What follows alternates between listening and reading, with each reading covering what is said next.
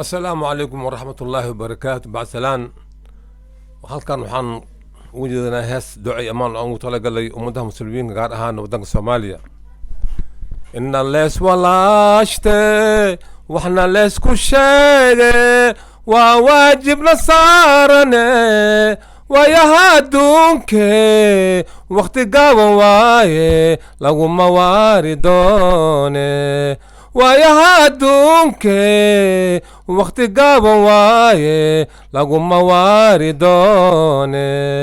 waxun ninkii iska dhowre wadada toosan wasiile waliyaashana weyneeye wadaadinta wacdigoode waaya arag ka qaate wallaahi waa wanaage wadaadinta wacdigoode waaya arag ka qaate wallaahi waa wanaage والنور وحاسره اللهم صل وسلم عليه وسدي سن دورت وردي سن هاشت جنات وحيا هذا وسيغا كبرابا وليغي سكوارا وليغي سكوارا وليغي سكوارا